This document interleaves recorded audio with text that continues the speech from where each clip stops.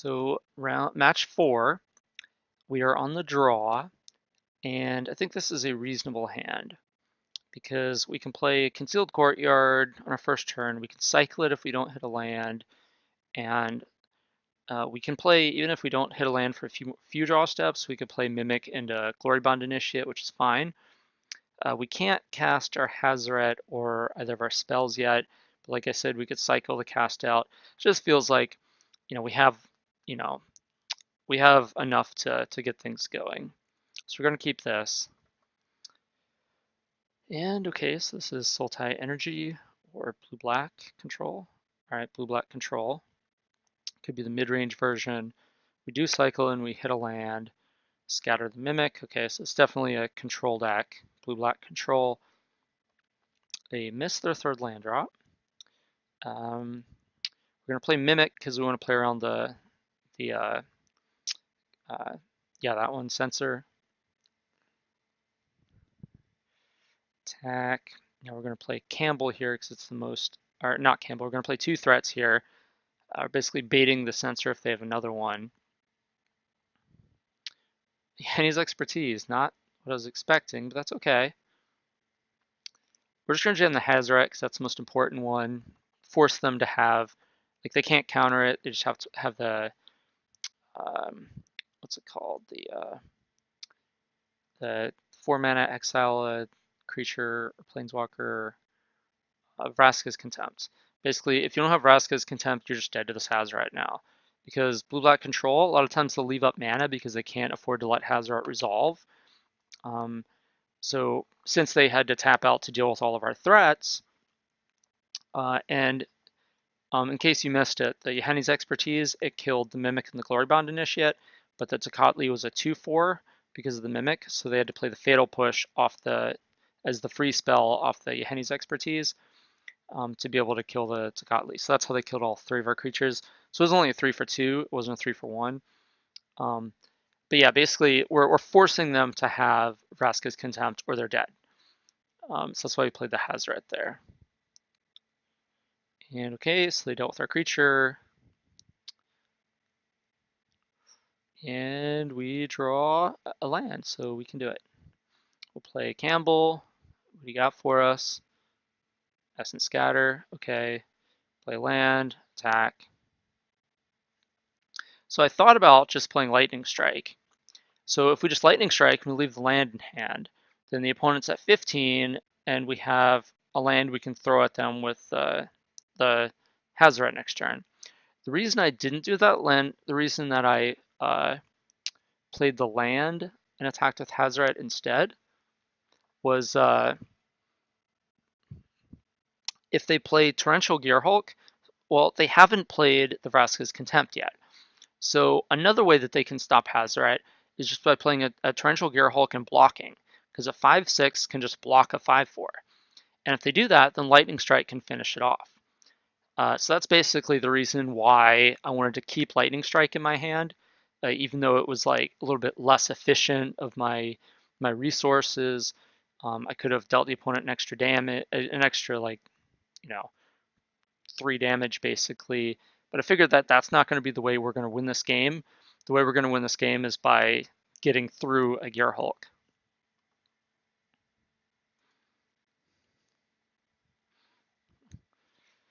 All right, we drew a land. Now here we can just pitch the land.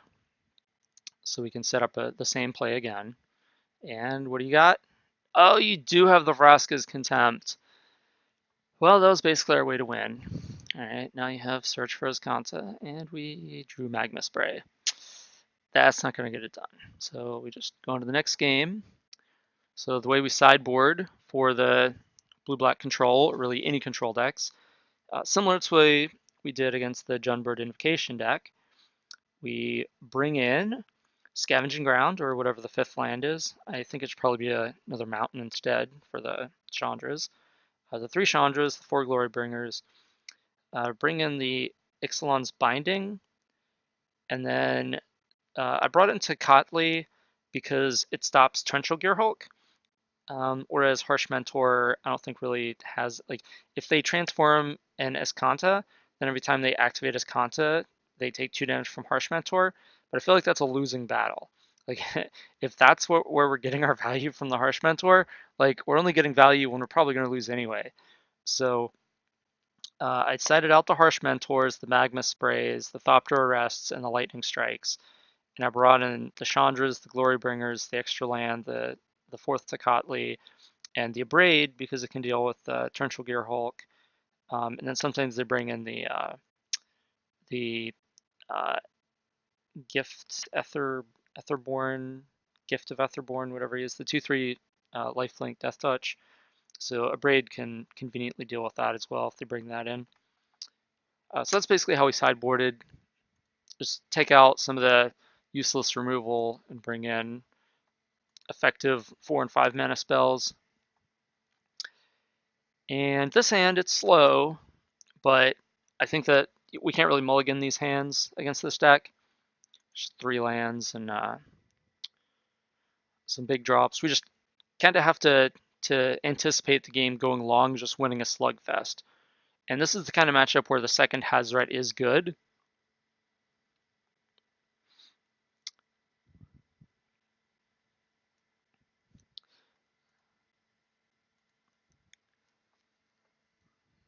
So Lannery Storm gets in for some damage, and this treasure is going to help us out a little bit. So we just play the dragon here. They Fatal Push our black source, or I'm sorry, they Field of Ruin our black source so they can turn on Fatal Push. What is it called? The Revolt. They had to get Revolt, so that's why they sacked our land. It also did take us off black, which doesn't really matter because we have unclaimed territory, but they don't know that.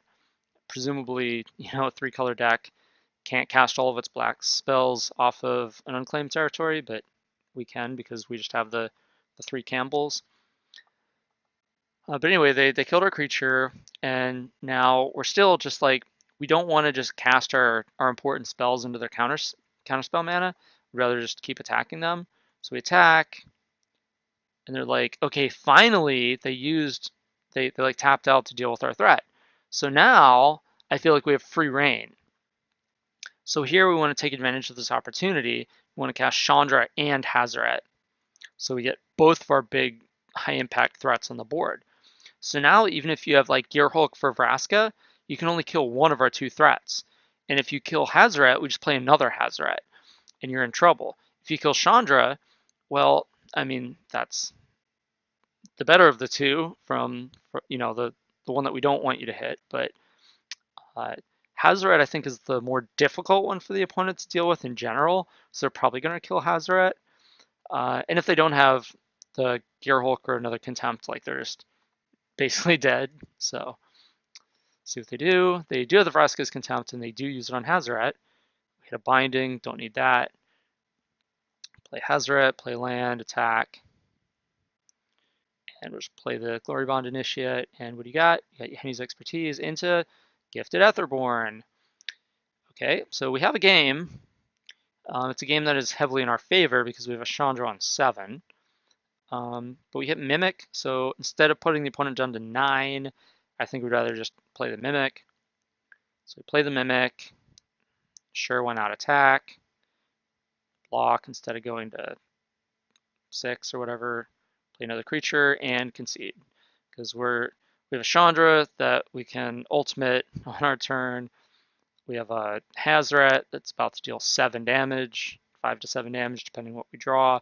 And then this guy's going to attack for 5. This one's going to attack for 2. So we have 12 points of attackers, a Chandra, then 2 points off the Hazoret, and you're at 13. So I don't know what was in their hand, but it was evidently not enough to deal with all of this stuff. So that game ended up not being particularly close.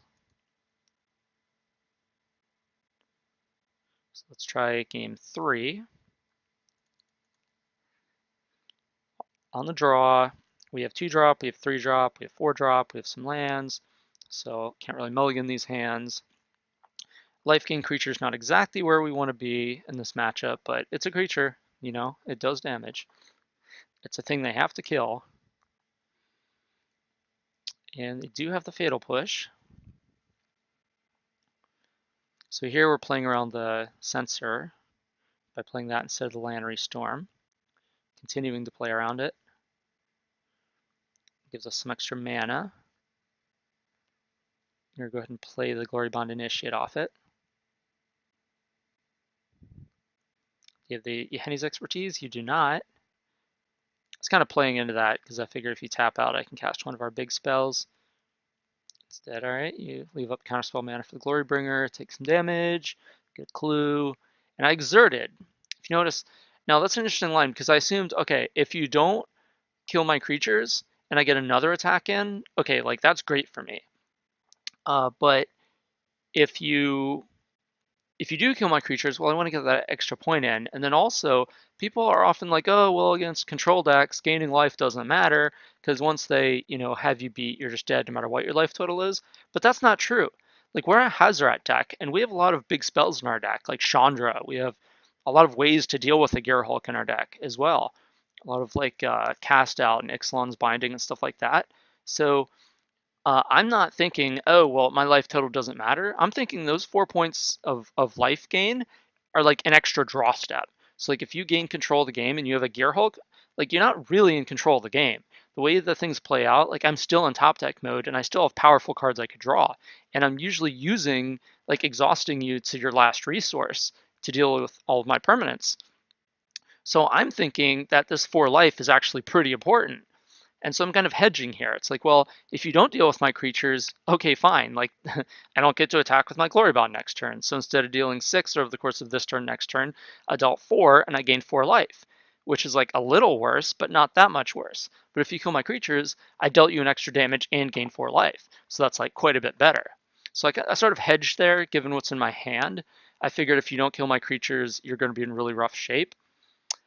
So now, anyway, the position I'm in here, I'm thinking that this turn I want to attack with Hazoret. That's the main thing I want to do. And you kind of have to cast Gearhulk. And you can Gearhulk for Essence Scatter. So that's one thing that I don't really want to happen.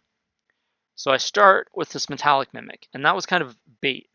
I'm like, all right, well, do you have the counter? And if their plan is to play Gearhulk to block our Captain Lannery, because Lannery, it's going to attack and we're going to get a second treasure. We could just sack the 2 treasures, and that's 4 damage. That puts the opponent down to 8. So they're probably thinking, I really want to cast this Gearhulk pre-combat, but then like casting it pre-combat, the only things that I can kill, I can use Fatal Push or Essence Scatter. Well, I mean, like they can Gearhulk and Fatal Push the Glory Bond Initiate and block the Lannery Scout. Like that's good. But I was thinking, the opponent's not always going to make the optimal play. They might take the bait. They're like, oh, Metallic Mimic, I can Essence Scatter that. So I'll Gearhulk Essence Scatter. I don't know. So it was a bait. It's not going to work usually, but sometimes it does. So then I was like, all right, well, whatever. I'm going to play around Censor. Definitely not going to get my Hazoret censored. But now it's like if you have Gearhulk to Essence Scatter this, like at least I didn't walk my Lannery, Captain Lannery Storm into your Gearhulk. I could just pass after you Essence Scatter. So once the Mimic resolved, I was like, well, all right, I'm going to name God so that Hazoret comes in as a 6/5 so that if you have a Gearhulk can't block Hazoret. That's basically what I was up to there. So I was like, all right, well, let's hope this works. And I was like, Hazoret, do you have the Gearhulk to Essence Scatter it, or do you have the counter?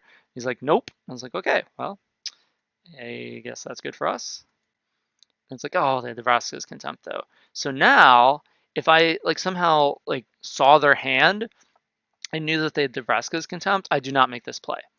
So in that spot, I would move into combat to attack with Captain Lannery and then sack the 2 treasures to try to bait them to Vraska's Contempt it as a 4/2, which something that is most likely to happen. They're thinking, okay, well, if he has a Glorybringer or Hazoret, they would that I would cast it pre-combat because they have haste and I could attack. And so by moving into combat, they're like, oh, okay, so he doesn't have either of those. And if they don't have either of those, well, I need to use this Vraska's Contempt then on the Captain Lannery Scout. And if I'm going to use the Vraska's Contempt on the Captain Lannery Storm, then I want to do it before they attack so they don't get the extra treasure. And so if they do that, and they're like, okay, well, kill your Captain Lannery Storm, then we jam our Hazoret post-combat. Now, obviously, we don't name God with Metallic Mimic there, if that's our plan. But uh, if I'd known that they had Contempt, I would have done that. But I was thinking that they had something other than the Contempt. I thought they had like a counterspell. Or if they had nothing, if they didn't, if they just had like uh, an Essence Extraction and like another Fatal Push or something, then great. Like Hazoret's just going to kill them there. So I can't not cast Hazoret this turn, and I chose to do it pre-combat instead of post-combat because I was playing around. Because it's just like if they don't have it, they just lose. It's possible I should have waited post-combat though. As it stands, we get an attack in. Now here's where I got a little. I got a little. I thought that we were at a different spot. I was like, okay, pass. And I thought that they had declared no blocks. So I was like, okay, well, if you have no blocks, then I'd want to get in 10 damage here to put you to 2, because then all of my creatures are lethal, including the Mimic. And so I'm thinking, all right, no blocks. Well, if you had the Gear Hulk, you would have played it pre-blocks, and so that you could block with the Gear Hulk. And since you don't have any blocks, I'm going to sack my treasures. But apparently I got a little messed up because they're like, all right, well, I'm going to play my Gear Hulk. And I'm like, okay, why didn't you do that before blockers? And it's like, okay, well, whatever. And they're like, okay, and now I will block. And I'm like, what? Block? Like, my whole purpose for sacrificing the treasures was because I thought we were past the point of blockers. So anyway, that was a shortcoming of Magic Online, I guess. In real life, you clarify. You go, okay, attack. And they're like, okay. Like, any blocks? And if they're like, okay, before blocks, I have to play the Scare Hulk. Otherwise, you ask them, all right, are you blocking? And they're like, no, no blocks. Then you can sack it. And then if they play Gear Hulk, it's past the point of blocking. So that's where I thought we were. I got a little confused. But so I'm thinking, all right, this game, I'm at 28, and the opponent's at 12, and they have one card in hand. So even though we just really got kind of blown out there in combat and we lost all our best stuff, like the opponent still can't really make an attack because we attack back for a bunch of damage. And all right, well, they have Fatal Push. Now they can start attacking. But we're not really that far back in the race because, like, even though it's 5 points for 2 points, it's 23 to 10. So we're still both on a 5-turn clock. And boom, Chandra. How's that? Is that resolve? Oh, yeah. We hit a land, it looks like. Yep, hit a land. So we just dealt 2 damage automatically. And now I'm not attacking because I'd rather just chomp block and be able to activate Chandra next turn. And Vraska's Contempt. So it did basically, there's the spoiler. So basically, they had the Vraska's Contempt. They could have used it on the Chandra, but instead they just got the extra value using it on our creature and then attacking our Chandra to death. And then da-da-da, the hero has arrived. Hazoret the Fervent. Go to 5, cycle, look for an answer, can't find it, have to do the plan I was talking about. All right, I guess my 5/6 is on blocking duty for Hazoret. All right, well, Campbell, you're better than discarding deal 2, so you're going to be a drain for 2 no matter what. All right, Expertise, that's the drain for 2, and got the card out of their hand, and all right. So I'm not going to cast the Mimic. I'd rather just discard it and throw it at the opponent with the Hazoret. So now you have 1 draw step to draw an answer to Hazoret. Do you find it? I'm at 20. Can't kill me. Nope, didn't find it. You're dead. So just draw my card and then throw the 2 cards at Hazoret, from Hazoret at the opponent, and they're just dead. So that was pretty good. That was a really close match. I also played against a blue-white approach deck, and I defeated that one. And I was going to use that one, but the second game, somehow something funny happened where it didn't record properly, so I decided to use this one instead. This is a close match, as you could tell. It tends to come down to a resource attrition fight, where if their removal spells line up appropriately with our threats, and they have the answer like to the Hazoret and to the initial rush and everything, then they can sort of take control of the game. But it's hard for them to close against us because we have answers to their win conditions. So like if we Ixalan's binding your torrential Gearhulk, it's going to take you a long time to try to kill us. And that's going to give us a lot of draw steps to draw more Hazarets, Glorybringers, and Chandras. And so your Vraska's Contempts are really taxed. And when you're unable to cast more Gearhulks, well, that's also like basically you're playing fewer Vraska's Contempts because you can't just flash those back. And yeah, so this matchup it's kind of interesting, and it's a long drawn out affair. And Hazoret really is the shining card in this matchup, as anyone who plays Ramunap Red knows how good Hazoret is against control decks. But yeah, this deck certainly can hang. We're beating energy decks, we're beating control decks. Let's see if we can play against an aggro deck, see how we do against them.